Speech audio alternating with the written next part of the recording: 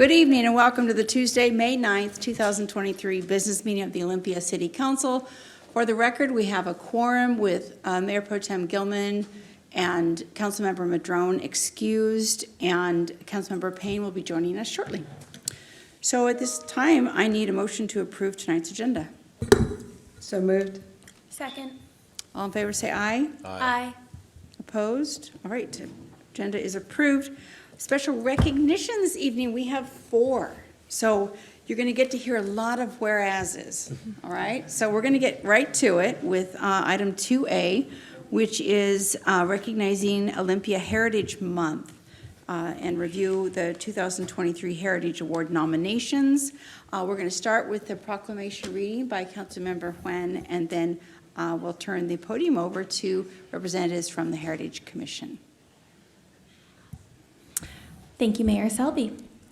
Whereas May is celebrated as Preservation Month both nationally and locally within the city of Olympia, which provides an opportunity to appreciate Olympia's rich history, highlight the positive impact that historic places have on the city, and recognize significant events, people, projects, and places that contribute to historic preservation in our community. And whereas the City of Olympia adopted Ordinance Number 4438 for historic preservation on May 17, 1983, making May 2023 its 40th anniversary.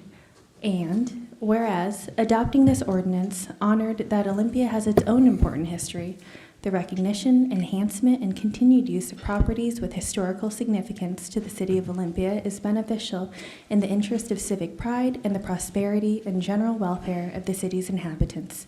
And such historic assets are an integral part of the heritage, education, and economic base of the City of Olympia. And whereas within those 40 years, the Capitol Campus, Rogers Street, Olympic Avenue historic districts, and over 150 individual historic properties have been listed in the Olympia Heritage Register, as well as the South Capitol and Downtown historic districts, and 40 individual historic properties listed in the National Register of Historic Places. And whereas the City of Olympia is the second oldest certified local government in the state of Washington, as approved by the National Park Service in 1986, and thereby charged to promote and protect Olympia's historic properties. And whereas the Olympia Heritage Commission has forwarded its nominations for the 2023 Olympia Heritage Awards to the City Livability, to the Community Livability and Public Safety Commission on April 26, 2023, celebrating 7 people, places, and things that contribute to our uniquely Olympia heritage. And now, therefore, be it resolved that the Olympia City Council hereby proclaims May 2023 as Olympia Heritage Month and encourages all residents to celebrate the places that make our city special. Signed in the City of Olympia, Washington, this 9th day of May, 2023, Olympia City Council, Cheryl Selby, Mayor. Right. So I have this proclamation that I'd like to present to someone from the Heritage Commission and then invite forward Holly Borth, our Historic Preservation Officer.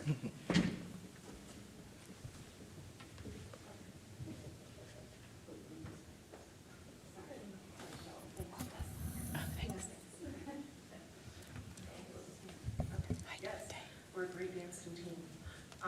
So I'm Holly Borth, the Historic Preservation Officer, and I just want to say hello and thank you very much for helping us celebrate May as Historic Heritage Month, which we've been doing for a few years, many years now, and we have prepared a wide variety of very exciting nominations to share with you today. So I'll just hand it over to the Chair of the Heritage Commission, Holly Davies. Hi. It's always nice to see all of you. And we have some great projects to tell you about today and awards to give out. The first one, I don't know how to forward this. Okay. The first one is for the rehabilitation of the Clambush House. Hillary Hazelton, the owner, her courageous undertaking to rehabilitate the historic house while preserving its important historic characteristics that led to its listing in the Olympia Heritage Register. And I don't think Hillary is here this evening. Okay. But this is right on the traffic circle, the first traffic circle on the west side that you may have seen it. Great job she did.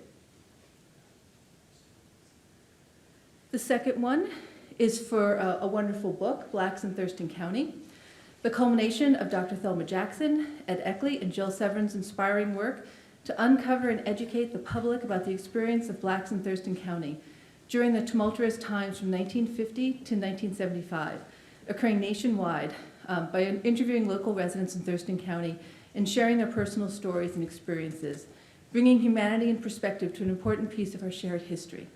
And Dr. Jackson is with us this evening. If you want to come up, please.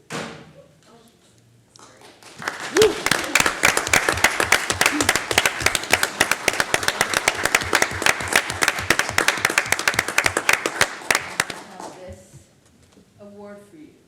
Can you lift? Is it too heavy? It's good. She's like, I got this. Thank you very much for this honor and this award. We're just very delighted how this book has taken hold in this county. It's been well received by the community, and we're working to try and make sure we're preserving as much as we can the history of Thurston County and the Blacks' experiences and contribution to that effort. So thank you again for this award.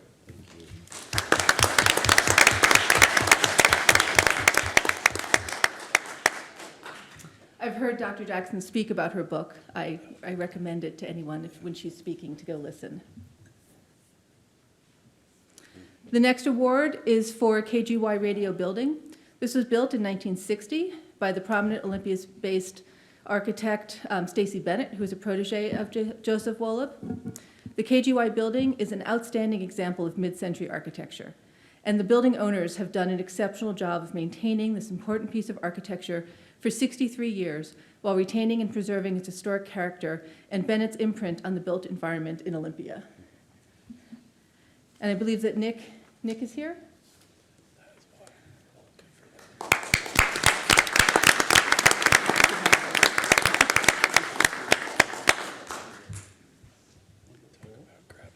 And thank you for this very fine honor for a very cool building. And we know many people in Olympia love this building. And on behalf of the family, it's great to have this recognition. So it's wonderful. Thank you so much for everything you've done with the building and everything. Thank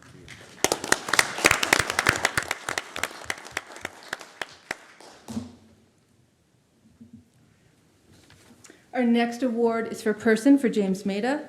He's a local collector of Olympia's music-related history ephemera. He's made an incalculable contribution to the city's ongoing music history project, as well as just the fabric of our city. He has an extensive collection of memorabilia, such as posters, records, images, and other materials unavailable anywhere else. And there was an exhibit of these downtown at the Capitol Theater for quite some time. So, James? Just in time.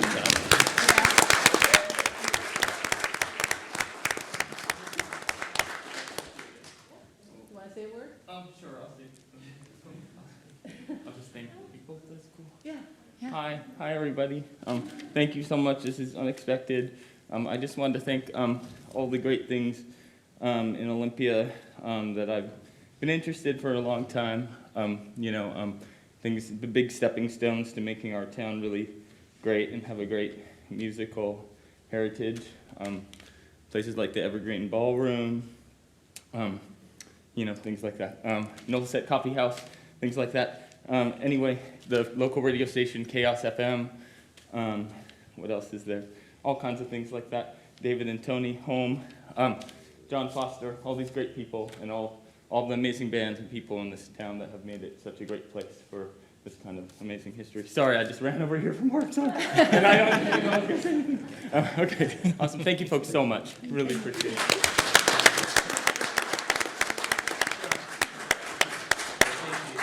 So then James is also going to be accepting the award for Rainy Day Records.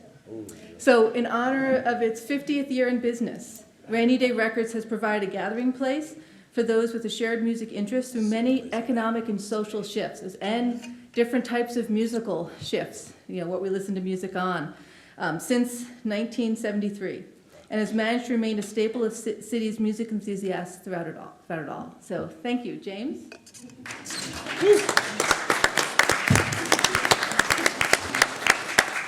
Hi again.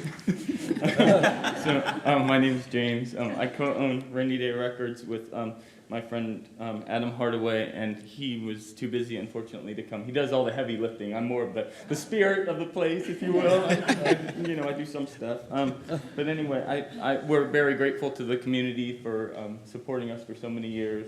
We really like to be an inclusive place, and it's amazing that people of all walks of life and age groups come into our place of business. And I'd like to thank the two Daves for starting it.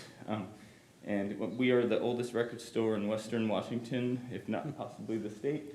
And I would like to thank Tim Russell for hiring me, who was my old boss who owned it for a while. And great person. Everyone there, and everyone that's ever worked there or supported or shopped for us, or anyone that just lives here and sees it and is like, what an interesting looking place. I wonder what kind of weirdos are in there. But it's not just weirdos, it's all kinds of people, but weirdos are welcome, Not too weird, but maybe kind of weird. Thank you folks so much.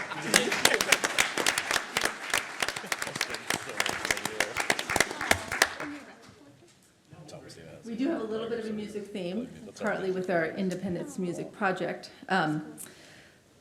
So the next honoree is Chaos Radio, also honoring its 50th year. Chaos Radio has been championing for local independent musicians since 1973, and it was integral to the punk and indie music scene of the 1980s and 90s.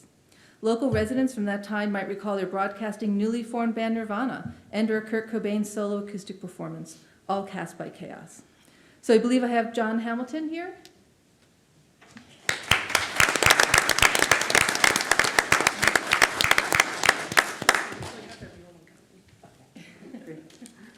My name's John Hamilton. I'm the current general manager at Chaos. I've been here for about a tenth of its history at this point. I actually moved to Olympia because of Chaos and to come be a part of it. So it's a place that means a lot to me, and I'm really thankful for. And the community part is what really sets it apart from everything. There's folks at KGY and Rainy Day and other folks in this room who've been involved in the Chaos throughout the years, and just really grateful for everyone. And John Foster at the Mix downtown was one of the students who originally came up with this crazy idea that for whatever reason the administrators at the college told them to go for, and I'm really thankful that they did. Thank you.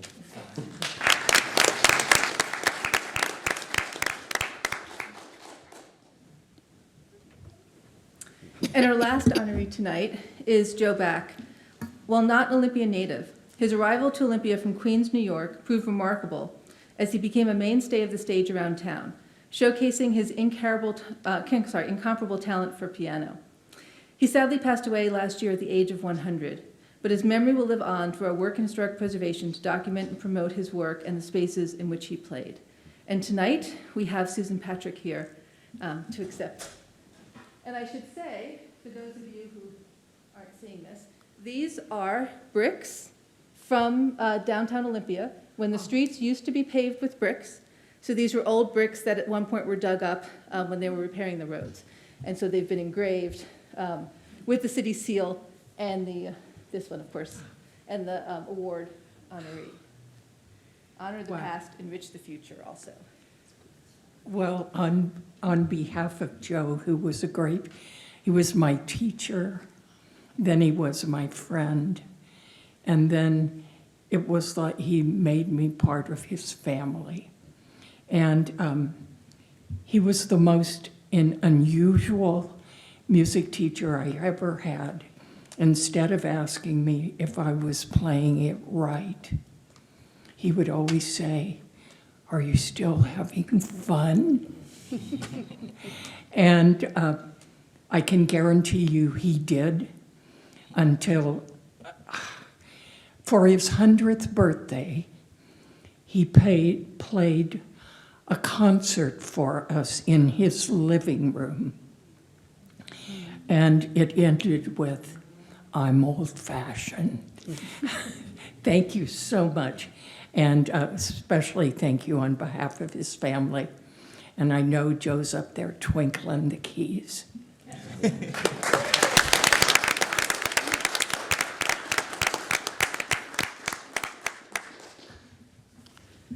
Thank you. Thank you. Now, don't go anywhere just yet. There might be some questions, and I know there's going to be some comments. I think you touched all the touch points of emotion and such for me, certainly.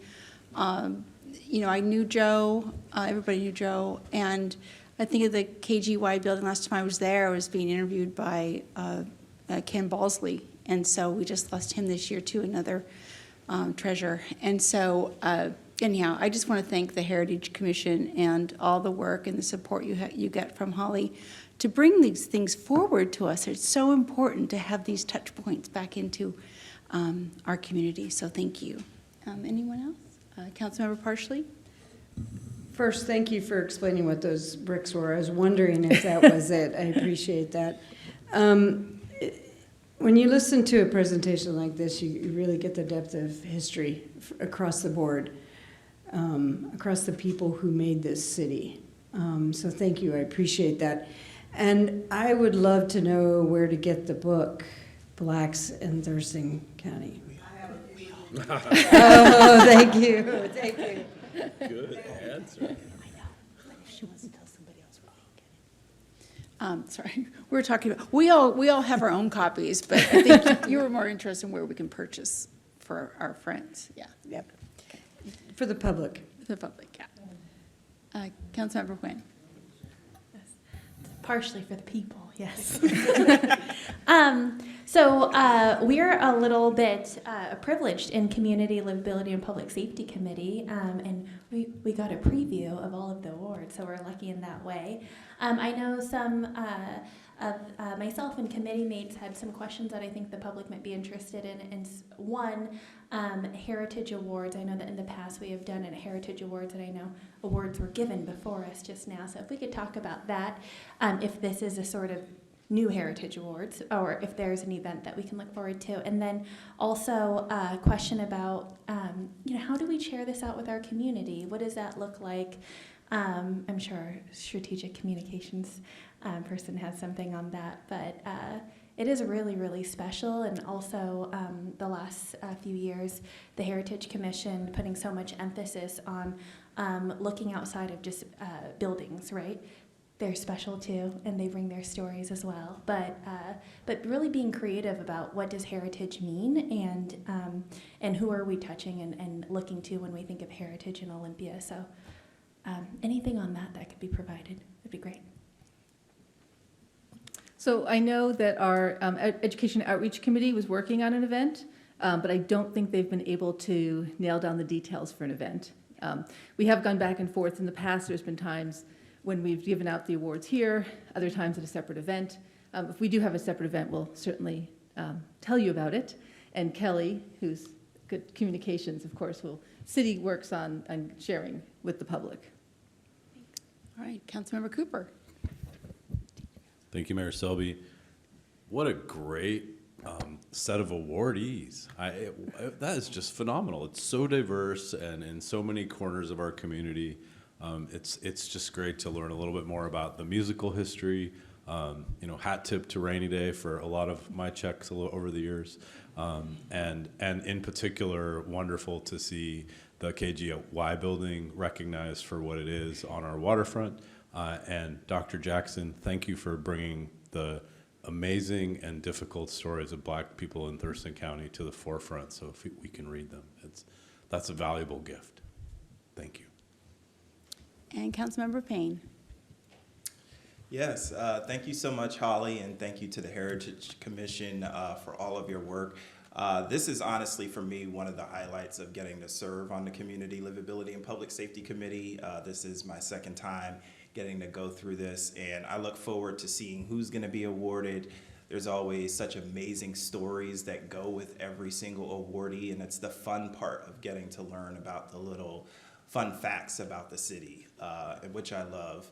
I do want to recognize that the book Blacks in Thurston County by Dr. Jackson is very special to me for obvious reasons. And I'm wondering if there's going to be a second part, because it only goes until the 70s. So I would love to see more. But I want to thank you for your work. It's an honor to see you being recognized tonight for that. And also, you know, there's a lot of work that these folks do in this community that doesn't get recognized. And I happen to know that to be true just by looking at the faces in the room. So thank you, everybody, for what you do to contribute to this community, and congratulations to all of you. Thank you. All right. Thank Thanks you. again. You bet. All right, so we've got 3 more special recognitions, and actually 3 of the 4 have to do with this being Heritage Month. And there's all types of heritage that we're going to be celebrating this evening, so just get ready. It's going to get really great. Yep, we're going to keep going. So next we have a proclamation recognizing Jewish American Heritage Month, and we have a shared reading for this. And then we're going to be inviting forward Rabbi Seth Goldstein from Temple Beth Hatfiloh. So this is a long one. So we're going to get going. Who is starting? I lost my notes. Up, Councilmember. You are for Danny. I'm starting for Danny. That's right. We had a. The first 2 were. Thank you. Sorry, we had an unanticipated absence, so I got to fill in. Anyhow, so here we go. Sorry, it's so awkward. So whereas the Jewish American experience is a story of faith, fortitude, and progress, and one that is connected to key tenets of American identity, including our nation's commitment to freedom of religion and conscience, and whereas generations of Jews have fled to the United States in search of a better life for themselves and their families, and these immigrants made invaluable contributions in a myriad of ways in support of equality and civil rights, through their leadership and achievements, and whereas now recognized in May, Jewish American Heritage Month was first proclaimed in April 2006 by presidential proclamation, stating that the Jewish American story and the story of our nation as a whole is fueled by faith, resilience, and hope. And whereas Jewish Americans connect to their Jewish identity in a variety of ways, such as culturally, ethnically, religiously, and by following Jewish ethics and values, and Whereas 150 years ago, in 1873, the Hebrew Benevolent Society of the Puget Sound, the first Jewish organization in Washington, was established in Olympia to create a cemetery.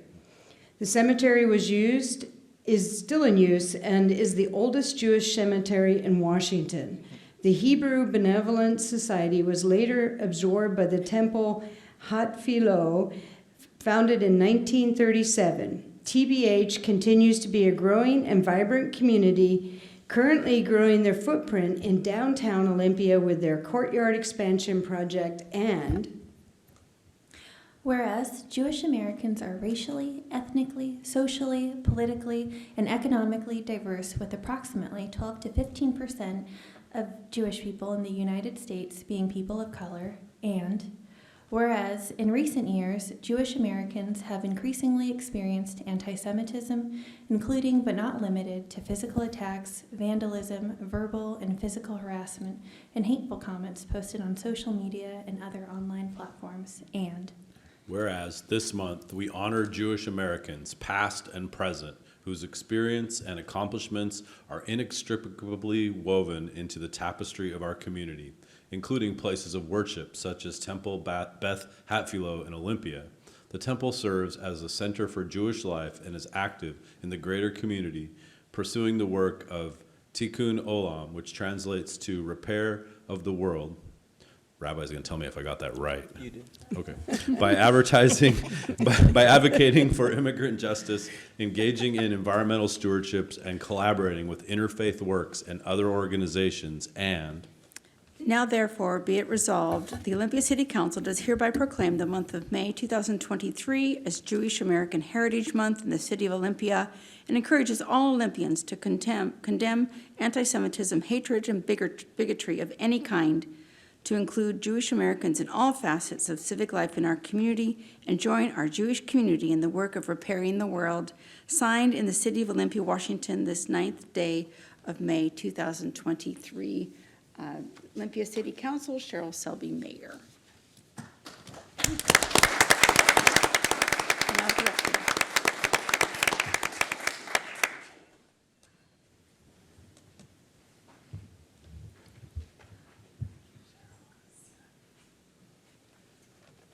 Well, this is quite wonderful. I just came to pay my utility bill. And I got a proclamation. That's great. Thank you. This is really wonderful on a lot of levels. We at the Temple Beth Tefillah and the greater Jewish community here in Olympia have deep, deep roots in this community.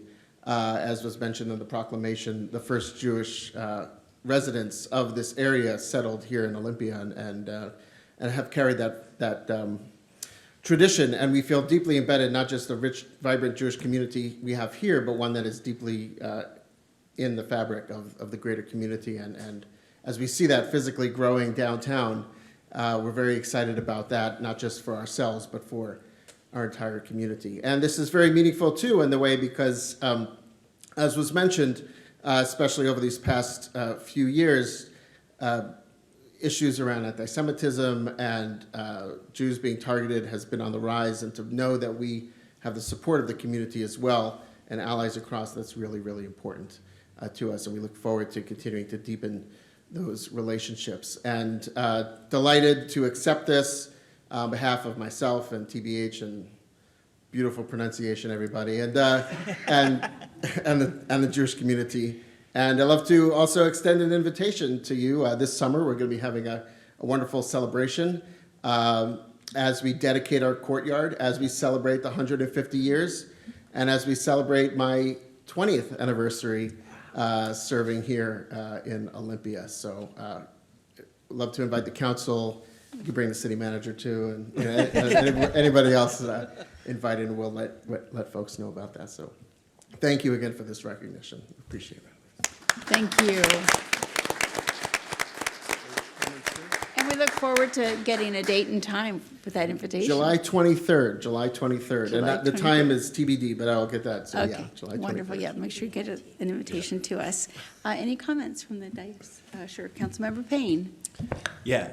Hello, Rabbi. Good to see you. Jim, great job on the pronunciation.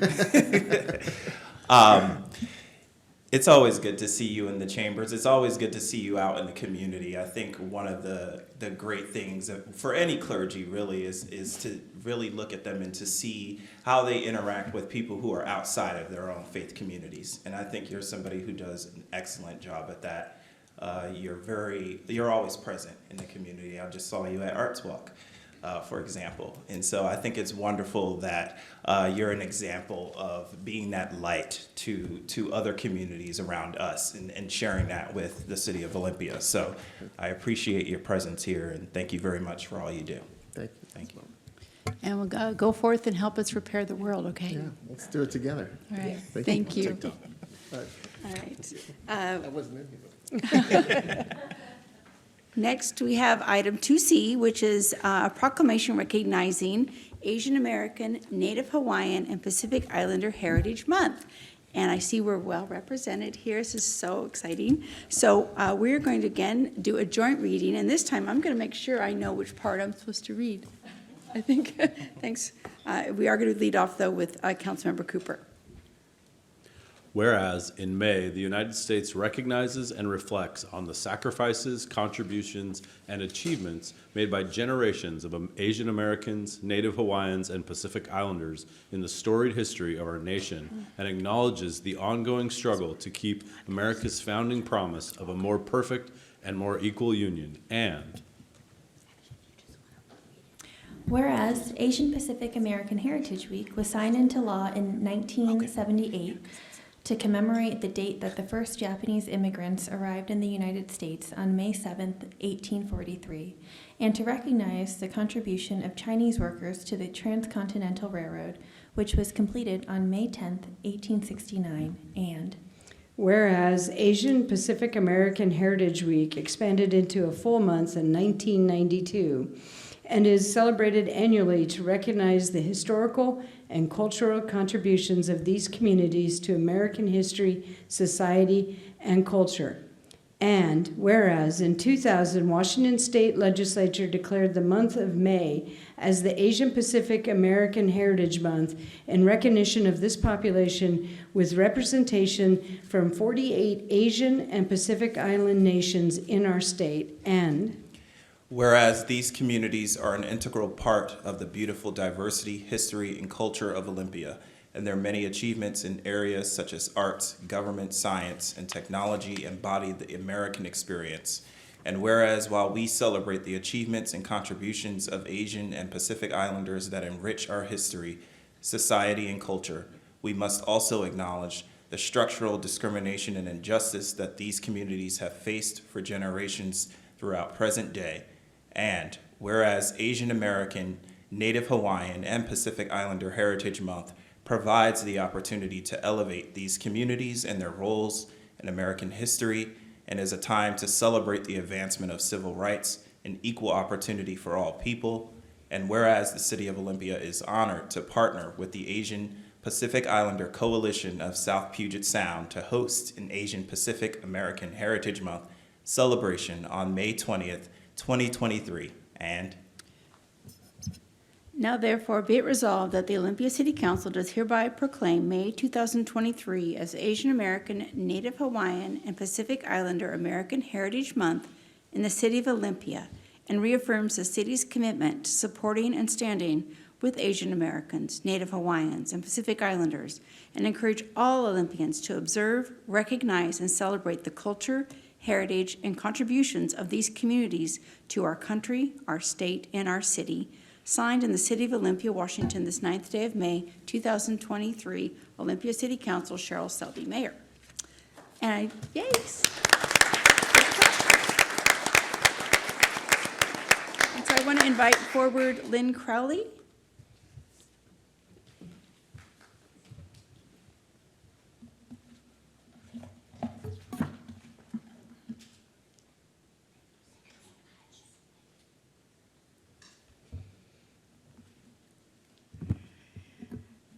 Good evening, everyone. My name is Lynn Crowley, and I'm very honored to be here with a lot of my brothers and sisters from our Asian Pacific Islanders Coalition, South Puget Sound communities. And I also wanted to take this opportunity to say I'm so fortunate to see so many familiar faces who have been helping us in the community in more ways than I can say. So I wanted to at least, first of all, say that. And dear Mayor and all of the council members, thank you for making May as our Asian American, Native Hawaiian, and Pacific Islanders Heritage Month. As you already heard from the proclamation, it has been a journey. It has been an involvement because Asian American is made up by so many different groups. And we also recognize Native Hawaiians are just as Asian Pacific Islanders as a lot of other groups.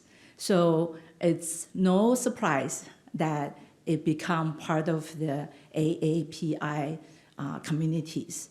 And we are very fortunate to see that. Because of that, we also realized that we really wanted to celebrate the diversity in our communities, and not just for AA and HPI communities, but for all of our ethnic communities as a whole, because we truly are all part of these communities, and we are going to live in harmony, and that is up to all of us to make that dedications and commitment. So I just wanted to say thank you again, and if I may, I would like to ask all of my AHPI community members stand with me, and then we will be able to be recognized. And also, I'd love to invite you to also say a few words, if you like, for yourself or for your community, because sometimes this kind of opportunity is not very often, right? We wanted to be recognized, and we like our voice to be heard. So I just wanted to use this opportunity to make that invitation. But I also want to borrow what you have already shared, which is that we are so fortunate to be able to host this year's ANHPI Heritage Month, thanks to the City of Olympia for providing the funding and the staffing support to make that possible. So we are looking forward to seeing all of you coming to our education forum tomorrow. That is 6 to 8 tomorrow evening time. And then we will have a big in-person celebration event at the Olympia Center on May 20th. So I just want to make that invitation to all of you. Thank you. And do you all like to come up and say a few words? Yeah, please.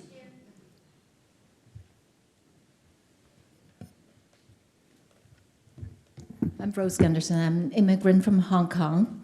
I want to share that I was on a panel at the White House NHPI Economic Summit in Seattle, and I learned that NHPI is the fastest growing ethnic group in the state of Washington. Now we're the largest, and it constitutes 20% of the Washington population. Just want to share that information with the audience. Thank you. Thank you, Rose. Don't go away. Yeah, stay here. Because I want to have all of a group shot too. So please. Thank you. Hi, I'm Dr. Amna Kazi. I'm also one of the commissioners for the Washington State, serving at the Sir Washington, and it's just an honor to be part of the AAPI. Since I moved from LA, and thank you so much, City of Olympia, for celebrating us, for all the Asians. We just celebrated our Jewish community as well, and hopefully we'll be celebrating our Muslim community as well. Thank you, all the council members, all the audience. Thank you very much for giving us that honor. Thank you very much. Please. Just come up for a picture. Just a few more, if you don't mind. Hello, City Council. I'm Brian Locke, co-chair of the Asian Pacific Islander Coalition of South Puget Sound with Lynn Crowley. Just want to say thank you again for this proclamation. It really does honor our very diverse Asian, Native Hawaiian, and Pacific Islander communities that we have here in the Olympia area. And I just have to say on behalf of Heritage Month, Olympia is one of the more progressive cities in history. We were the only town that you may be aware that dispelled an anti-Asian, anti-Chinese riot. So just want to bring that piece of history to you. Found a long time ago. Yep. Back in the 1886. Yeah, 1880s. Yes.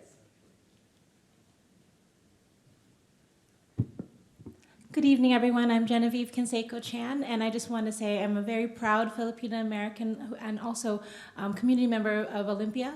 I have the pleasure of serving on the Social Justice and Equity Commission, and through that work, became involved with Lynn in this Heritage Month celebration planning. I'm excited not only to honor our past, but also our present, and I have with me my two sons to represent the future. We hope that, that this is a community that continues to validate these voices, to empower them, and to help us all understand each other better through the sharing and celebration, and also the collaboration that we have with one another. So thank you so much for this.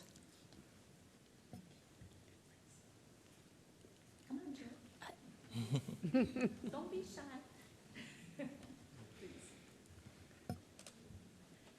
Hello, or as we say in our island state of Chuk, Rananim. Thank you again. I am from the Chuk Micronesian Pacific Island community, and I'm very honored to witness what is happening today. Thank you.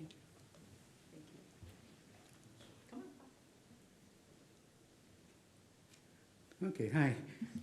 I recognize a couple of the folks on the board there, so hi. Let's see, I also represent with the Asian Pacific Islander Coalition, and I'm also part of the Olympia chapter of the Japanese American Citizens League, and I'm also part of the, like with the mayor there, the Olympia Kato Sister Cities group. So on behalf of all the groups I'm with, thank you. Okay, thank you. Thank you, Bob. Okay. Do you like to say a few words? I didn't know if we could introduce Olympia and at least Yes, I recognize was all want to your say- contributions to making the May 20th event happen. I know that. If I may, I was actually just going to ask if I can also ask Olivia to join us. I consider you sisters already anyway, so it's okay. Please. Oh, well, thank you for inviting me up here. For the record, my name is Olivia Salazar de Bro. I am the city's Equity, Inclusion, and Belonging Specialist in Parks. And yeah, it's been my great honor to be able to partner really closely with these amazing folks. And this is the first year that the city is co-hosting and partnering on this event, the Asian American Pacific Islander Heritage Month event. So it's a little groundbreaking. It's all, new stuff, and we've been it's been exciting. We're charting new territory, and I am just getting all the feels by just, being able to witness people feeling like they are seen. That is huge, and that's a wonderful thing that the city of Olympia is doing in order to to do these cultural celebrations and allow for people to feel like they're represented and affirmed. So, yes, May 20th. We hope that people can join us. It's at the Olympia Center from 11 to 4. Free stuff happening. There's going to be food. There's going to be amazing performances, arts and crafts. So, yeah, there'll be a lot happening that day. So, we hope you can join us. Yeah. Thank you. Thank you so much again. I just wanted to say this is not all of us, by all means. I just wanted to say thank you so much to all for those folks who are here for making time to join us today, because we really wanted to share with you that we truly are a very diverse group, and we really would love to see all of you to see that and make us part of that heritage of Olympia, because we know that the first Chinese that come to this area and the Filipino that came to this area are in the 18th centuries, very early, yeah. And then we have, of course, all the different groups that have come in different time of the past histories, past 200 years histories. So I just wanted to say that. So thank you again for giving us the opportunity to share those with you. And we definitely love to share more with all of you in the coming days, including the Education Forum. Please do join us if you have time tomorrow evening from 6 to 8. That's a Zoom event. And then in person on May 20th at the wonderful Olympia Center. So thank you so much again. We love to have a group shop, if that's okay, with all of you later or right now, whatever. It would have to be now. Okay. So we will do one right now, if that's okay. Yes. Sure. Thank you. So, please, because we want to do it. Thank you.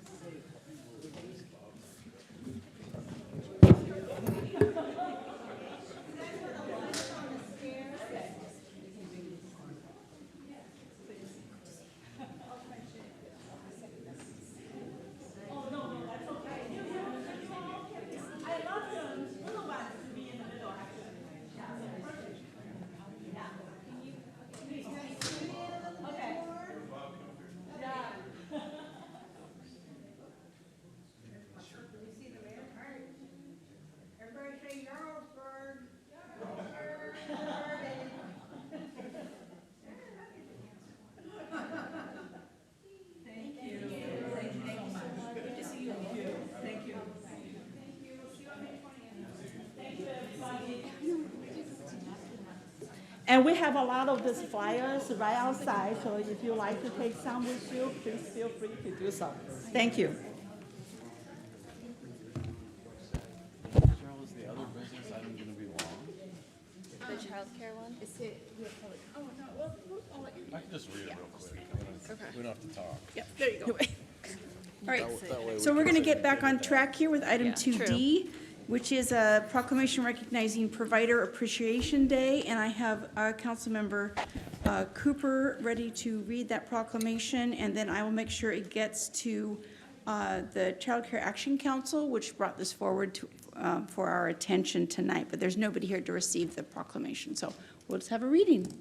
Thank you, Mayor Selby. Whereas Child Care Aware of America, Child Care Action Council, and other organizations, both local and nationwide, are recognizing child care providers on this day. And whereas child care provides a safe, nurturing place for the enrichment and development of millions of children nationwide and locally serving roughly 99 licensed child care sites in Olympia, is a vital force in our economy.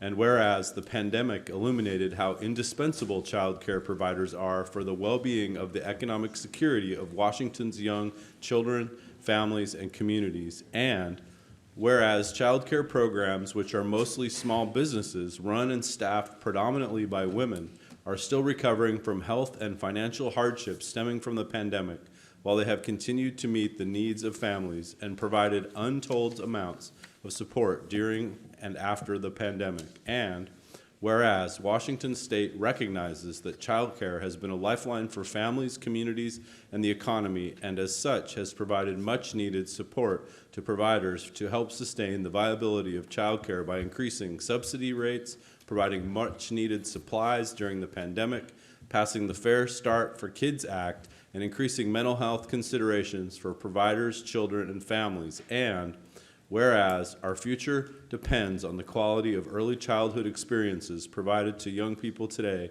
support for high-quality child care represents a worthy commitment to our children's future. Now, therefore, be it resolved, the City of Olympia hereby proclaims May 12, 2023 as Provider Appreciation Day and urges all community members to recognize child care providers for their important work. Signed in the City of Olympia, Washington, this 9th day of May, 2023, Cheryl Selby, Mayor. Thanks for that reading, and like I said, I'll make sure that someone at the Child Care Action Council gets a copy of that proclamation, and they can share it with their staff and the other folks that they support. Anyone have a comment tonight? All right, we're going to move on to public comment this evening. We have folks signed up for remote comment as well as people here in chambers. And so what I would like to do is start with the people that signed up in chambers in case they need to get on with their evening. The way public comment works is that we have a timer. It's a 2-minute timer. If you're in chambers, it's over my right shoulder. If you're remote, it'll be on your Zoom screen. And this is a time where citizens may address the City Council regarding items related to our business, including items that are on tonight's agenda. We ask that we need to maintain impartiality and the appearance of fairness, so we need to comply with Washington state law. That means we can't let you speak to items that are on a public hearing either in the last 45 days or in the forthcoming 45 days. So if you're not familiar with what that is, I've got a list and I can help you with that. And as well, we just ask that speakers don't promote or oppose a candidate for public office, which we just finished a campaign, but there's a new one coming up. And we also ask that speakers don't make personal attacks on someone's honesty, integrity, reputation, or attributes that are protected under Washington state's law against discrimination. So with that, we're going to get going. I will name 2 people at a time so you know if your name is coming up. We will start with Sherry Sullivan.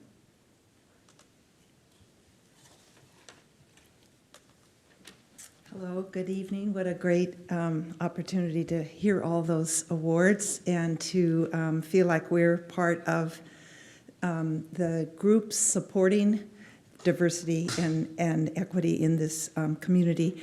We're members of Strengthening Sanctuary Alliance, a grassroots organization in Thurston County that has its roots in the proclamation of the City of Olympia as a sanctuary city.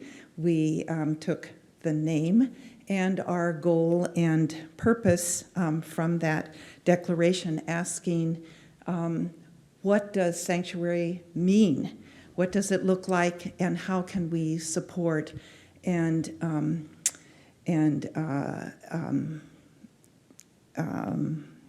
help the communities that were and continue to be so much at risk, immigrants, regardless of their status, and the diversity of other groups in this area.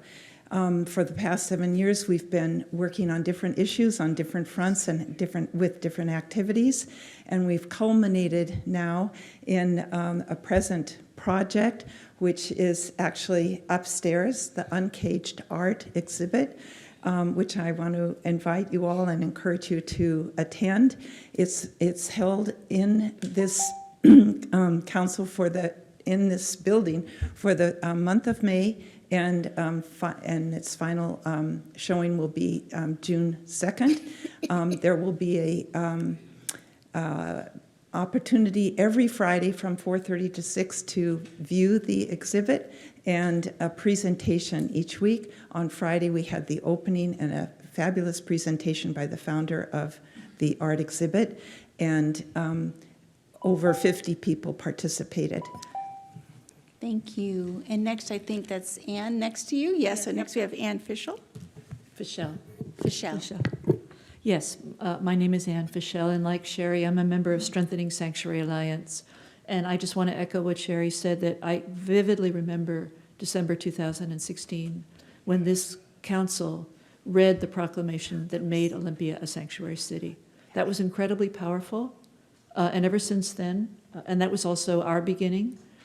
We deeply admired what you did. We wanted to partner with you in doing it. And so a lot of our work has been to really think about, on a day-to-day level, what are the different activities, what's the different work that we could do to make sure that our immigrant neighbors feel safe, feel recognized, feel acknowledged, and valued here in this community. So thank you for helping us start that off. That was really special. Uncaged Art is large-scale photographs of artwork made by youth who were detained at Tornillo Detention Center in Texas. There are 35 pieces upstairs, or on the first floor, as Sherry said. This is a drop in the bucket of what was actually produced. The youth who were not allowed to leave, who had very little access to the outside world, and who had no idea when they would be released, were offered 4 days with 2 social studies teachers to make art. And so there were over 6,000 children in this facility. And so for an extraordinary 4 days, these young people made art that testified to their creativity, their resilience, their hunger for freedom, and their love of home. One of the young people who was later released said, behind each piece of work is a child desperate to be free. And so it was important to us, in the name of being a sanctuary city, because even though Tornillo has closed, there are youth detention centers all over this country that are still open, that we bring this work here. So we want to invite all of you to come this Friday night at 4:30 to view the art, and at 6 o'clock for the presentation, and I have personal invitations for all of you. Thank you. Thank you so much. Next, the last person we have signed up for in-person is Robert Vanderpool.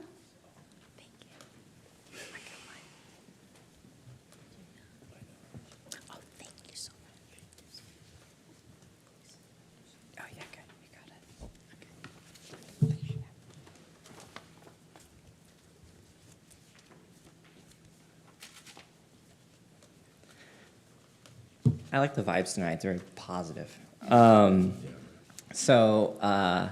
a couple of weeks, in a few weeks, the city council will have to decide on, or in a couple of weeks, maybe even longer, on parking changes in the city. It's next week. I want to make the point that this is parking optional in a lot of ways. You'll hear opponents against it saying, you're going to remove our parking, it's going to be apocalyptic. I've gone through all of that comment. I've been to several meetings and I've spoken a lot on this. But ultimately, it becomes optional for development. Ultimately, it becomes flexible in our housing types. Ultimately, it allows us to help reach some of our climate goals.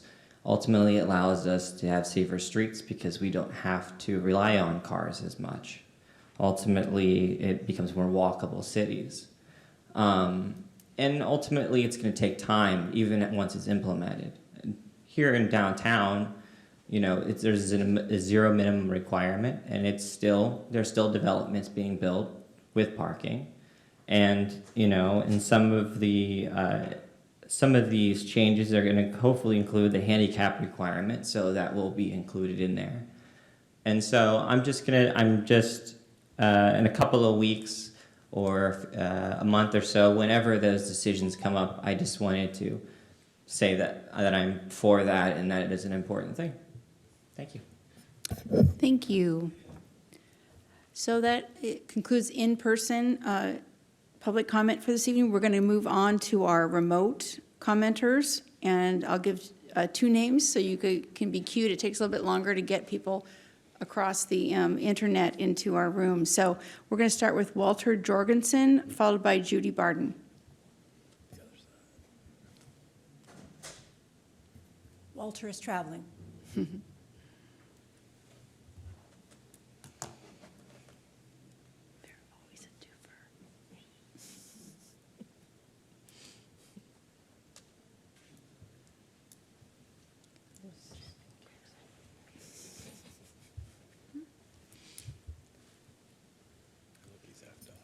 Mr. Jorgensen, you need to unmute.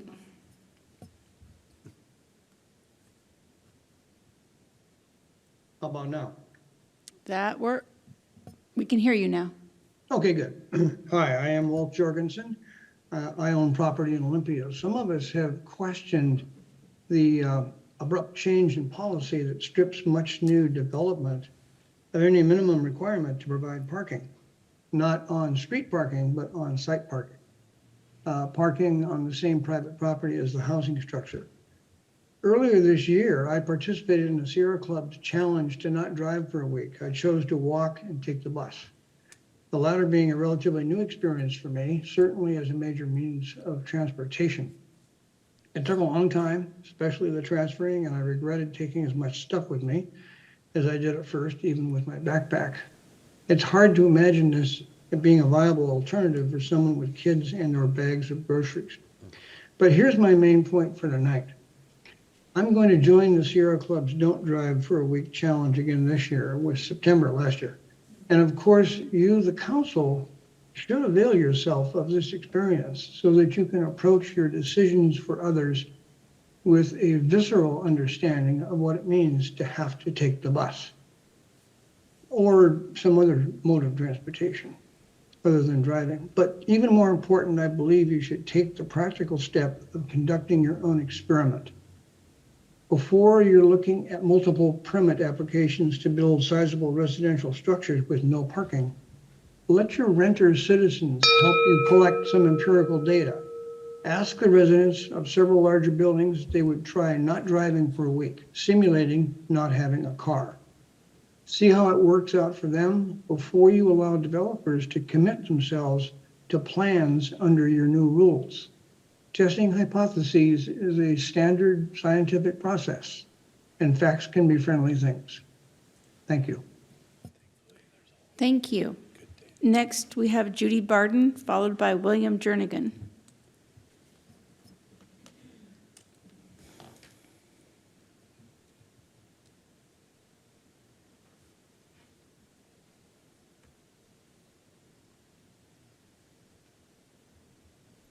Judy's traveling.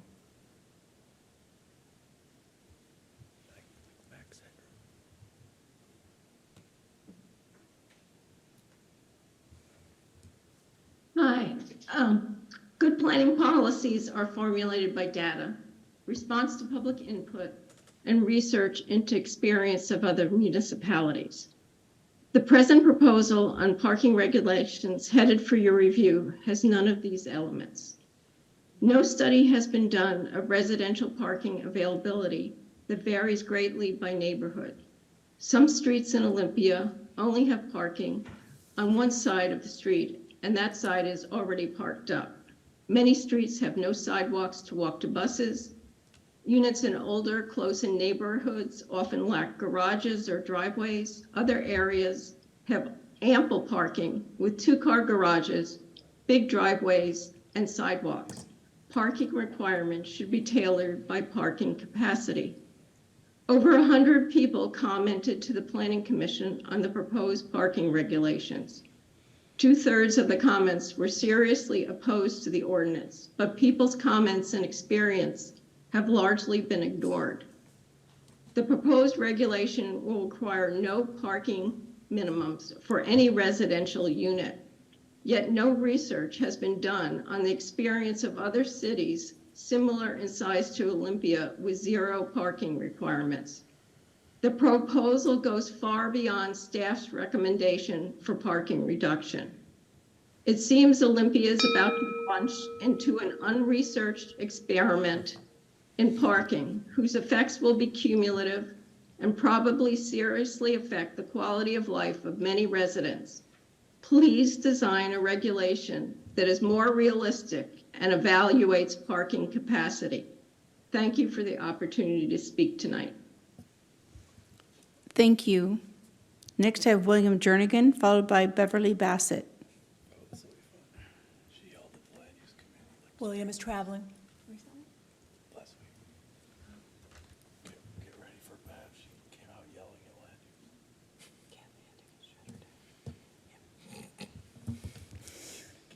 Can you hear me? Yes, we can. Okay. Hi, my name is Will. I feel that implementing a 0 parking option is putting the cart before the horse. Until you have a more robust transit system, this idea should be shelved. The buses in the Olympia area stop running at 9 p.m., and that makes it a non-viable mode of transportation for many workers that work second shift or even third shift. With the high cost of housing in Olympia, many people need to work 2 jobs. Taking away parking would take away the only mode of transportation for these people to get to their jobs. With most of these jobs being, most of the second jobs that they have to take would be in the evening. Also, robust transportation is needed for more than just getting to and from work. Affordable shopping, and I stress the word affordable, is also subject to good transportation. Right now, we really don't have this. As an example, getting to the Tumwater shopping area of Fred's and Walmart, etc., you need to take a person living in South Olympia would need to take the 13 downtown to get on the 12, take the 12 out to be dropped off in front of Fred's or Walmart, do their shopping, get back on the 12, get back on the 13, and finally get home. Imagine if you were elderly, handicapped, or had a bunch of children with you. Thank you. Thank you. Next, we have Beverly Bassett, followed by Rad Cunningham. Beverly does not appear to be signed in, but Rad is on deck. Then we'll move on to Rad.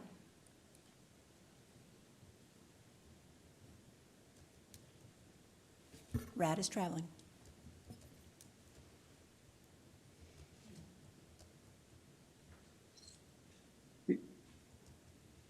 Can you all hear me? We can. Excellent. Well, good afternoon, good evening, I guess, Mayor Shelby and members of the City Council. It's my pleasure to be providing comment on the parking proposal in front of you. You know, I'm going to pull up my notes here.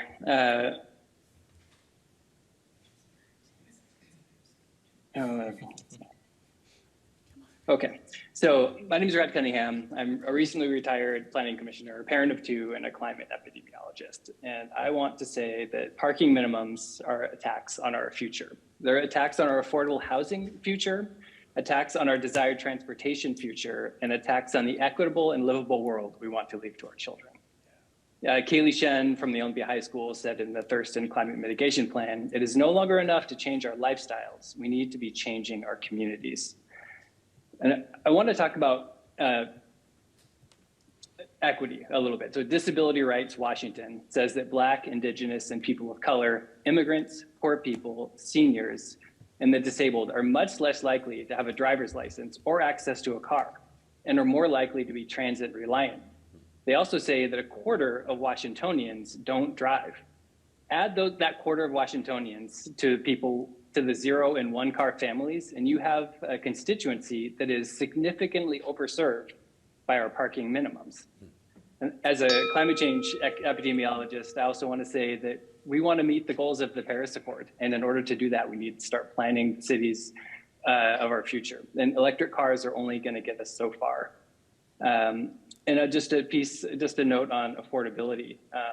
The peer-reviewed research says that parking accounts for 17% of housing cost. That's $200 a month additional rent, or about $40,000 in additional asking price. So the space we allocate to cars is really impacting the future that Olympians have decided that they want for themselves in the comprehensive plan. Thank you very much. Thank you, Mr. Cunningham. I gave you back a little time because you were looking for your notes. And then we already heard from Robert Vanderpool, so I think, yeah, okay. So that concludes public comment for this evening. Any questions from the dais? I just want to clarify that we will have the parking ordinance options before us next Tuesday night for other business for our deliberations. Councilmember Parsley. This is why I like public comments. To get the invitation for the uncaged art was fantastic, and I will be going to see this. Unfortunately, I work in the afternoon, so I won't be able to go to the presentation, but I will be going to look at these pictures because I think it speaks volumes of what our worst side. We can do our best side. We saw some of the proclamations that highlight our best side, but this could be a lesson to why we should avoid our worst side. As far as parking's going, I hear you all.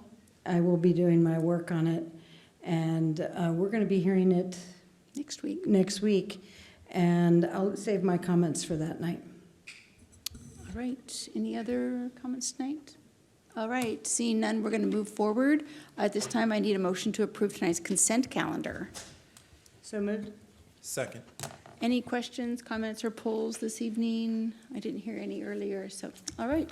We have a motion and a second. All in favor say aye. Aye. Aye. Opposed? Consent calendar is adopted, and thanks to our staff for creating those amazing reports that make it easy for us to just cruise through consent calendar. So we're on to other business this evening, and that is, in this case, it's a briefing on a solicitation of interest to acquire and develop Franz Anderson Road Southeast into permanent supportive housing.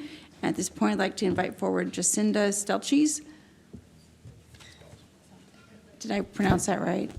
Yes, all right.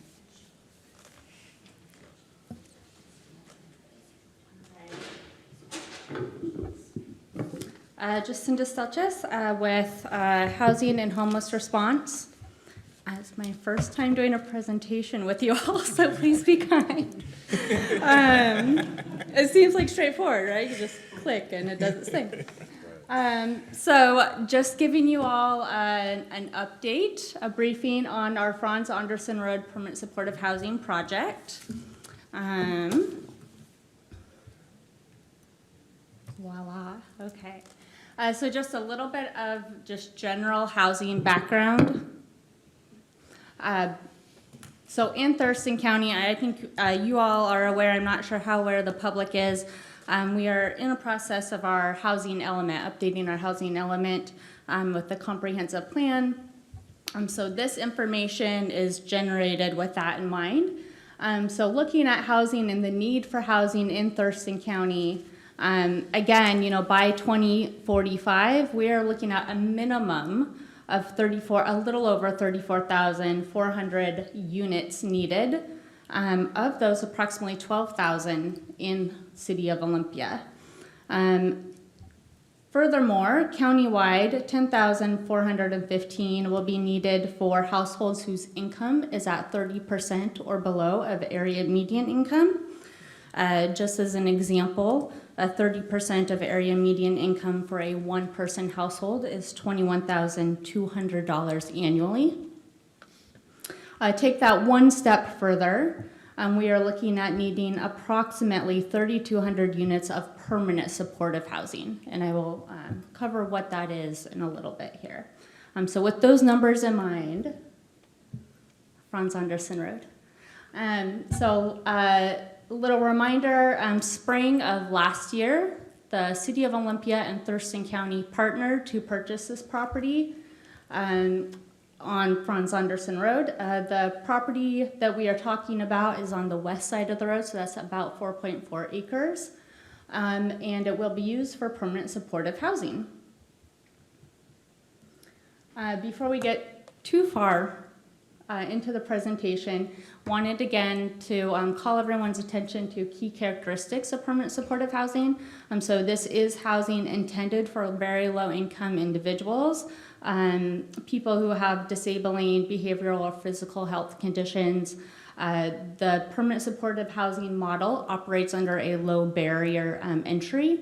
Makes available voluntary supportive services. So supportive services are available, but housing is not conditioned upon those services, and there's no limit to the length of stay. February 17th of this year, we released a solicitation, sent it out to everyone I could possibly think of, developers, architects, anyone involved in affordable housing, with proposals due March 27th. The solicitation, again, was soliciting proposals for both the acquisition of the property and the development of the property. So full development teams. Proposals were reviewed by Olympia, Lacey, Tumwater, and Thurston County staff. And then out of that review process, the selection of the Low Income Housing Institute, Lehigh, to complete the project was selected. Want to mention here that the Regional Housing Council was briefed on April 26, and a conditional award letter was offered to Low Income Housing Institute.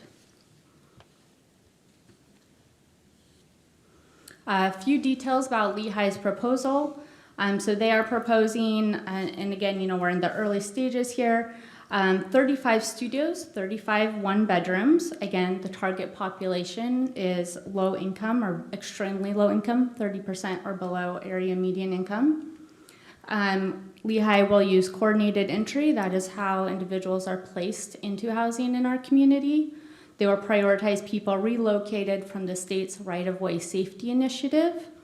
That initiative is removing individuals from state right-of-way and placing into safer areas, safer housing. And Lehigh does plan to seek vouchers from the Housing Authority of Thurston County, which will help keep rents affordable as well as maintain operations there. Again, supportive behavioral health and physical health services will be offered by both Lehigh and CMAR, who have worked together in the past. And then again, this is a property on, or a project on city property. So resolution number M2289 will apply, and that calls for full electrification of that project.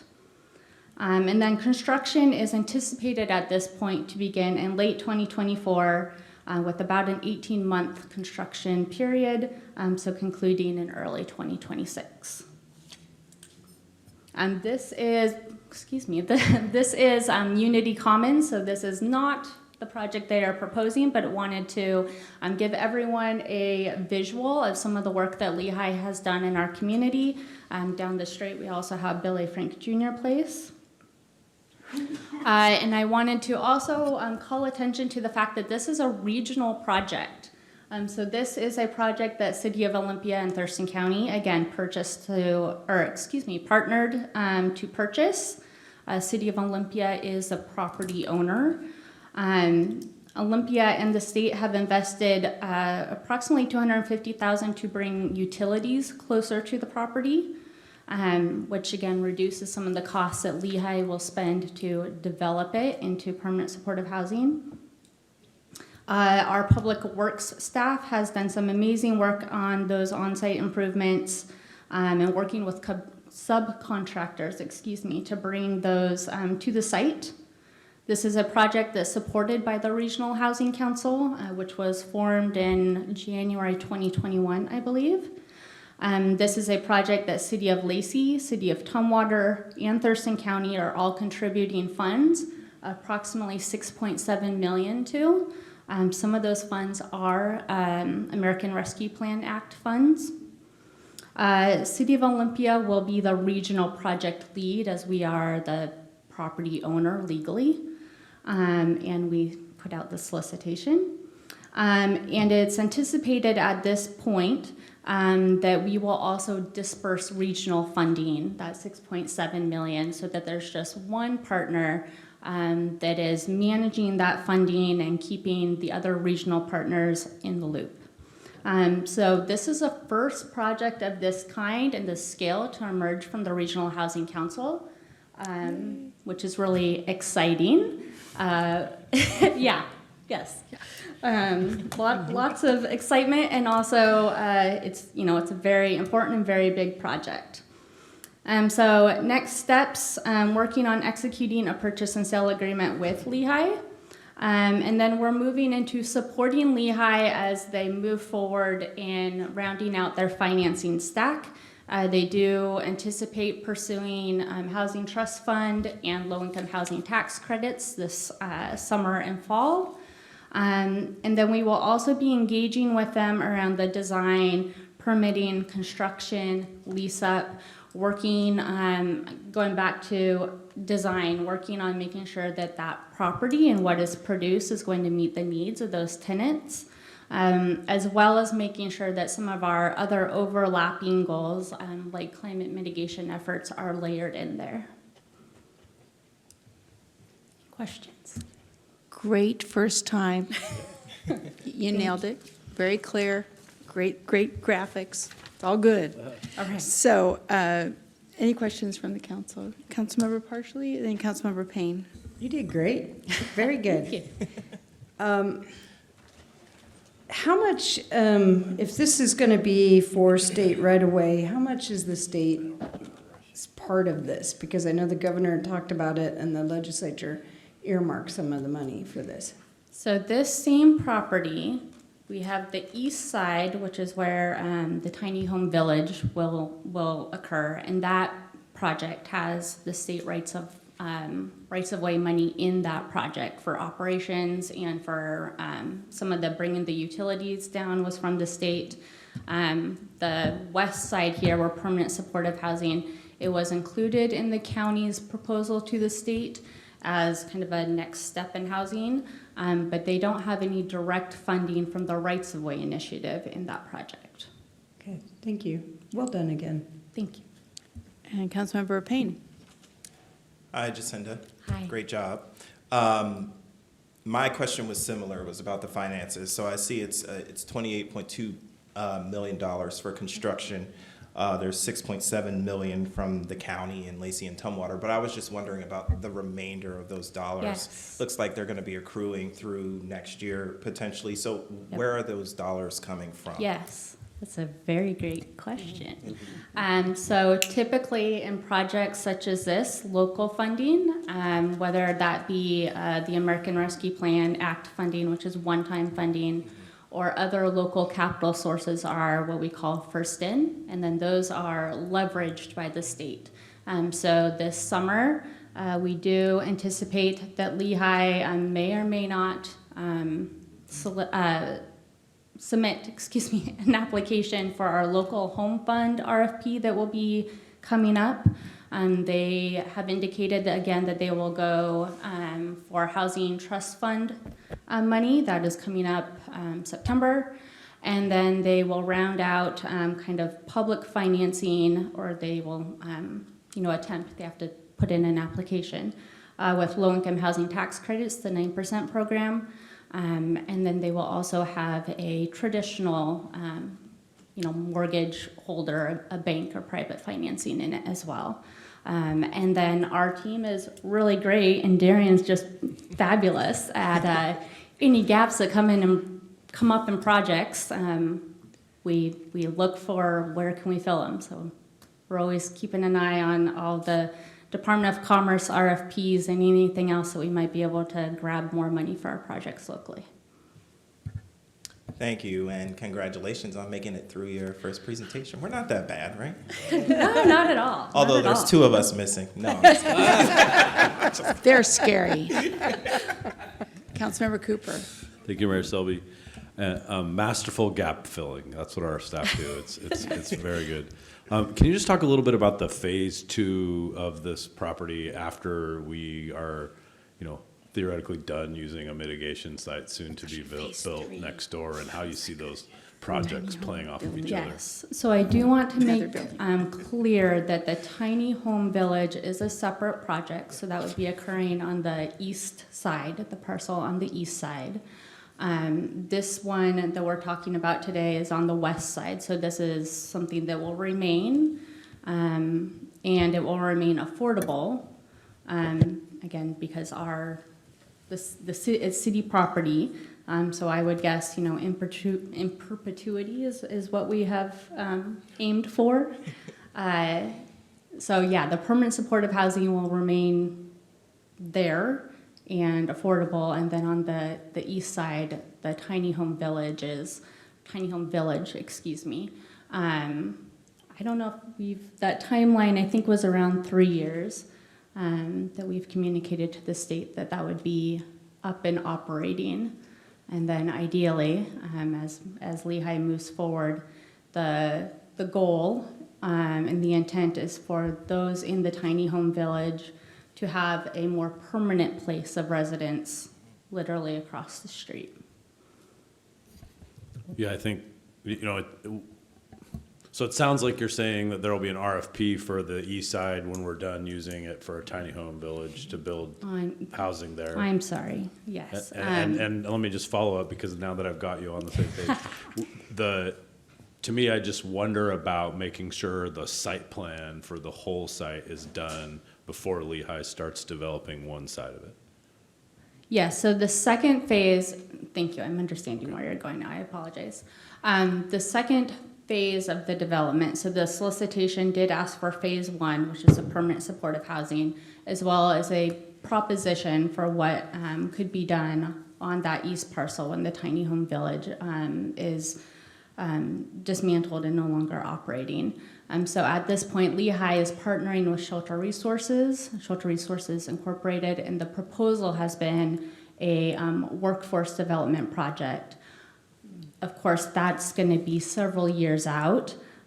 So the plan would be, Lehigh's kind of taking on permanent supportive housing on the west parcels. Our staff would be working with Shelter Resources as well when it gets to that point that they're needing to kind of, start moving on putting the financing together and the design and all that good stuff. That's wonderful. So when we negotiate with Lehigh, we'll negotiate an option for both phases of housing development. We will negotiate with Lehigh for the west side, the permanent supportive housing. We'll negotiate with Shelter Resources, I would imagine, for the east parcel. As Lehigh made pretty clear in their proposal, that their partnership with Shelter Resources is such that Shelter Resources would take on that development on the east side once the tiny village is no longer operating. Great, thank you very much. It's exciting to imagine housing units where those tiny homes will be. Thanks for that clarification. Did we get everybody? I think we did. Thank you. This is a briefing. There's no decisions to be made, but we do understand this is time critical so that we don't lose our ARPA funding. So thanks for making that all happen again with your team, Darian. All right, so that concludes our regular part of our business meeting. We have council member reports. I'll start with my mayor's report. I sent an email today to all of you from Junryo Miyashita, who is the president of the Olympia Kato Sister City Association, requesting financial assistance to help host the student delegation that's coming from Kato, Japan this summer. And I was discussing with our city manager what we had left in our council goal money, and we certainly have enough to meet his request of $5,000. So I just would like to know if there's any questions you have for me regarding how the money would be used. And then I would like to just ask for like consensus that we allocate $5,000. Is everyone? I was just giving a consensus. Any questions? Could you humor me a little bit? I'm sort of intimately aware of what it would be used for, but just for folks that might be viewing. Thank you. The Olympia Cato Sister City Association has been in place for over 40 years. We just celebrated a 42nd year, but we celebrated our 40th anniversary of our relationship, and several of us were able to go over there. Cato has been very good about sending students every other year, except for during the shutdown. So this will be the first delegation we'll be welcoming in a few years. And they usually send about a dozen middle school, high school students that are interested in learning more about American culture. A lot of them have some English speaking skills. They come with chaperones. So it's on the volunteer committee of the Olympia Cato Sister City Association to arrange homestays for all of these students, to arrange activities for 8 nights and 9 days, transportation, meals, tickets to events. The host families take care of some of the needs, but mostly the association tries to cover the cost so it's not such a burden on host families. So and we have to pay for an interpreter. So we figure that $5,000 should really help with the costs that are incurred by the volunteer association. So that makes sense? Yeah. I'm really excited about what we're planning for them. There'll definitely be an Olympia Day. We'll be at City Hall and up at the Capitol that day and Farmers Market, and take them around to some of our wonderful parks. So looking forward to planning that with them too. So do I have consensus, nods, thumbs up? All right. Thank you so much for that. And then next week we have a business meeting, and then the week after that we have a study session. And yeah, so it's just good to be back. I'll go to Councilmember Cooper. Thank you, Mayor Selby. I have 2 items tonight, but I want to just play off of your request because I wanted to observe something as we have more and more internationally related conversations in our community, as our equity work drives us in the right direction. One of the things that was really neat in Cato is that they have an international association that specializes in welcoming people to the community from all over the world, teaching them Japanese, and making sure that they have the tools they need to feel like they belong in the community. And to me, that would be a really amazing long-term conversation to have in the city of Olympia. So I just wanted to kind of spread some fairy dust around a conversation I hope we have in the future. I'm catching your dust. Thank you. But I have two items that I want to report on tonight. The first one is I want to thank Representative Jessica Bateman for making middle housing legal in every community in Washington State. I'm just so proud of her and the work that she's done, that she started here sitting on the city council with a lot of community conversation, and it's now state law. And so thank you, Representative Bateman, if you're watching, which you're not because you should be on vacation. Yeah. And then I also wanted to just let the council know next week I'll be on traveling for work during the meeting, and I just invite you to take Rad Cunningham's comments tonight about parking to heart. We had a conversation in the land use committee, and this is it passed out of land use, but what I'm going to say is my feelings. I'm proud of our planning commission for taking the proposal to the next level, and for bringing us a proposal that can actually help us meet our climate goals in the long term. When we think about our climate goals, half of the carbon emissions are from vehicles, half are from buildings, and so we have to get a handle on our trips. We also know that the tires on those vehicles are the #1 polluter that's hurting our salmon in the Puget Sound. And there is zero technology on the market that will reduce tire crumbs in the Puget Sound. And so I think in order to implement our climate goals and implement our transportation master plan, this proposal from the Planning Commission is what we need for the city of Olympia. We've had almost a 2-decade experiment in our downtown. Cities all over the planet that are more diverse than the United States, or more dense than the United States builds have already proven that you can build community that is not car oriented, and I look forward to that being the Olympia way someday. And then just the last piece of this for me is our transportation master plan is not about an electric car for every person. It is about reducing trips on our streets and getting people in multi-modes of transportation so that we're sharing how we go around and not all driving cars and polluting the air and the Puget Sound as we go. So I just wanted to put that out there because I won't be here, and I hope you have a wonderful dialogue, as I know you will, and look forward to the final outcome. Well, we'll keep your words in mind as we discuss it next week. Councilmember Huen? Yeah, I just, on behalf of the Community, Livability, and Public Safety Committee as chair, I just wanted to say thank you so much to my colleagues, both Mayor Selby, Councilmember Payne, or committee members, as we are those nights, and then also Kelly, I'm talking to you, Kelly Purse-Brosset, and then also Don Carvalho, and I'm trying so hard to say your last name right, Don. But we're really in the trenches, sort of, with our, also to the greater community. What am I talking about? So every year, one of the joys of being on Community, Livability, and Public Safety Committee is being able to seat the community members that apply for a position on our advisory boards, committees, and commissions. Also, a bit of a going theme it has been, but it's not intended to stay that way. This year we also sat the inaugural Cultural Access Program as well. So we're looking at about 4 special meetings, late nights, and I don't have the exact number, but I believe it was over 30 interviews. You know, that's a lot of work. It really is.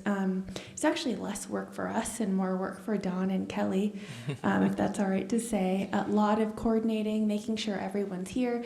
The majority of them were in-person meetings, and then of course trying to work with people as we can to have that virtual attendance as well, if that's what folks need. And so even more work, right? So just really, really proud of that. The formal recommendations will come before the full council on the 16th of this month, I believe, on consent for your consideration. And I do hope you will approve it. And then also kind of along the same lines, something that Community, Livability, and Public Safety has been working on is looking at a sort of a guidebook of sorts, not for the city council, not that one, but for both the staff liaisons and then the community members that participate on our advisory groups. There's a lot of ways that we can update the materials that we have so that people can feel more welcome, more ready, and just aware of what their board service is on one of those advisory groups. And then also just some general updating would be really good and helpful for the staff liaisons as well. So that's also something that you can look forward to coming up soon. But just a whole lot of gratitude. It's a lot of work. Thanks so much. Thank you for chairing us through all of those interviews as well. You did it with grace and courage. All right, Councilmember Parsley.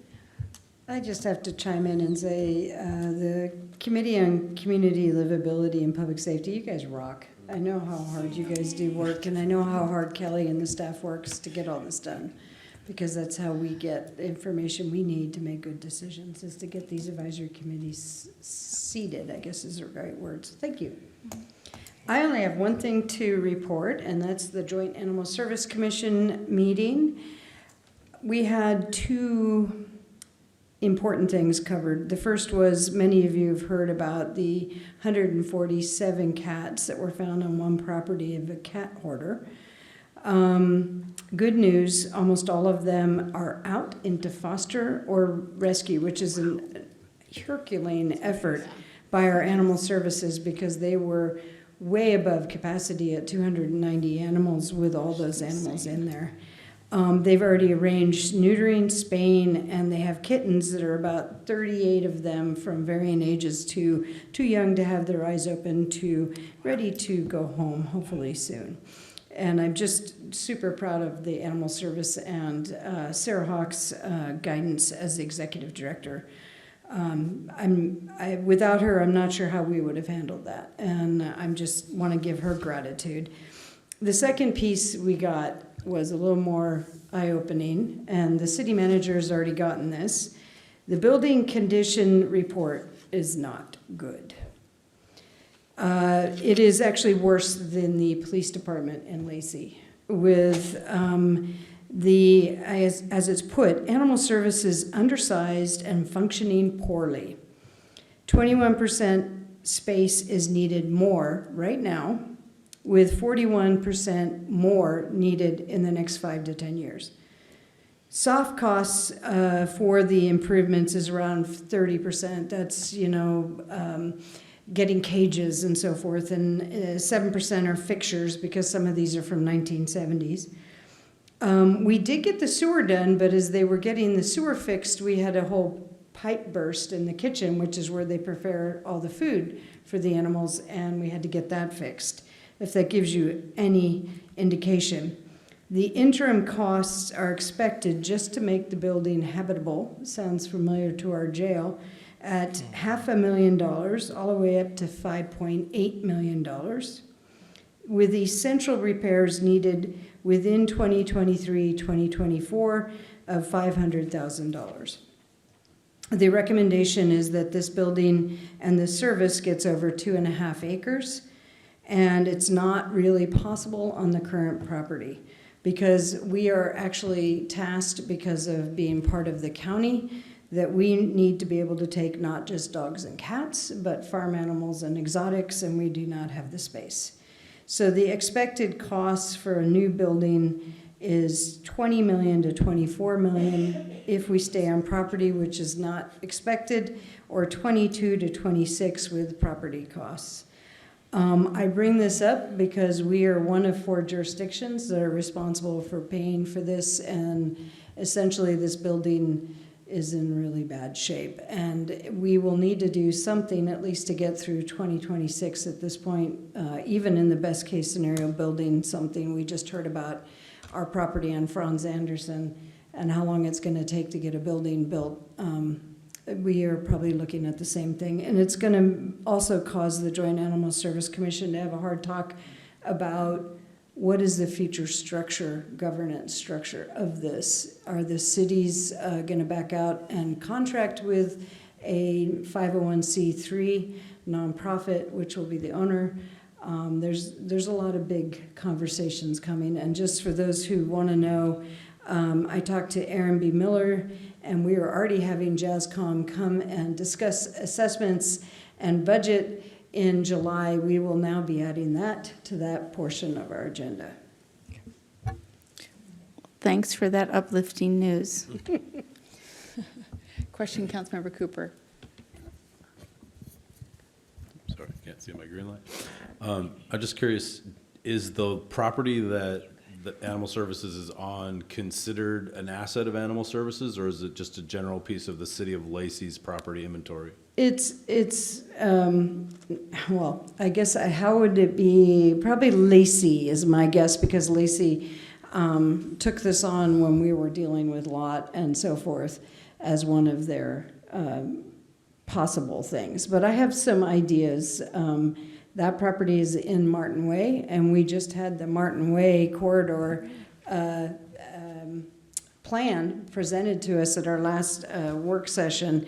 And if that property were to become available, there's some options there. And the problem is they've already done a preliminary real estate check, and there is no property that's 2.5 acres or bigger available within the urban boundaries, which is, we don't want to put it way South County because that's Lacey having to care for it then. So there's going to be some big lifts, and I have some ideas. Thank you. Yeah, I think, to me, the property is key in a redevelopment regardless of where it is. So it'd be nice if the partners could agree that property could be an asset for the future capital project. Yeah. Absolutely. All right, Councilmember Nguyen. I'd really be interested in taking a tour of the property. I think there's a lot of, there's obviously Olympia has a vested interest in it.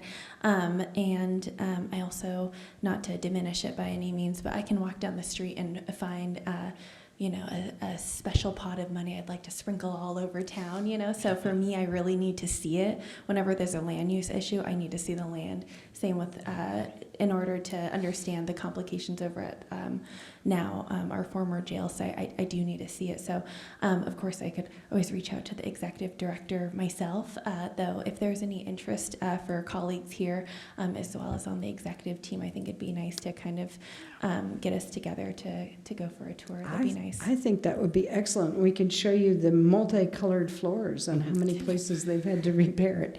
Yes, I actually think Sarah would love to be able to do those kind of tours because it is kind of eye-opening, and especially when you take into account 147 cats on a hoarding. Suddenly it shows up and they don't even have the capacity to do that, much less all of a sudden a bunch of goats or parrots. They had 42 parrots 2 years ago brought in, so the facilities are just not at capacity. And this is from the building, Public Works from Lacey. This isn't even the shelter capacity study that is actually ongoing to say what we truly need to run a shelter in Thurston County. That's going to be a completely different level, but this is just from the city of Lacey. Well, I'm glad you're looking at different funding strategies. It's definitely not all on our shoulders, but I think it is a good idea to arrange some tours for not just our council, but the other councils that pay in. Thank you, and I'll actually pass that on. It's a great idea, Councilmember Nguyen. Yes. Raise my licensing right now. I heard that. All right, we're going to move on. Councilmember Payne. Yes, so just last night, I met with the Council of Neighborhood Associations, where they had a very robust agenda last night. Obviously, some of the topics that came up were some of the opinions around the zero minimum parking minimums, things of that nature. So I'm sure we'll be hearing quite a bit from folks in that group over the next week, as well as they held their elections. So Larry Jezza will remain chair of the CNA, as well as receiving a presentation on the former gas station that was on San Francisco Avenue and what will be happening there. There's a lot of excitement around the development of that site. And folks are very pleased to see that the eyesore is gone, so to speak. And also, there is quite a bit of feedback around the development of our memorandum of understanding, the CNA MOU that we have between the city and the CNA, which we're in draft discussions right now, but they had quite a bit to say as they presented that draft to the group. So we will, if you haven't already, city manager, you'll be hearing quite a bit from Tim on the feedback we received last night from that, as well as just some general feedback around the neighborhood forums specifically, which are identified specifically in the MOU. They had a special section of their meeting to present some feedback on what they think about that proposal, so we can anticipate more information about that coming to us very soon. That's all. Thank you. Any questions for Councilmember Payne? All right, City Manager, your report. Thank you, Madam Mayor. I have 2 items of recognition. First item is this week is Teacher Appreciation Week, so I just want to take a moment to thank all the teachers and educators in the Olympia community, including a very special one that lives in my house, for their dedication and the difference they're making in the lives of the youth in our community. So thank you to the teachers and educators this week. And secondly, this week is also Public Service Recognition Week. So I want to also take an opportunity to thank this council and the City of Olympia staff for the impactful and dedicated work that we do every day that help make Olympia the amazing place that we all call home. So just my appreciation for all of you. It's quite a week. It's quite a month. Just lots of love. All right. Thank you. Any questions for our City Manager? All right, so at this time, we are going to recess and reconvene in 5 minutes for an executive session pursuant to RCW 42.30.110 and a lot of other numbers and letters regarding a real estate matter. No decisions will be made. The meeting is expected to last no longer than 60 minutes, and we will be up in room 423. Thanks.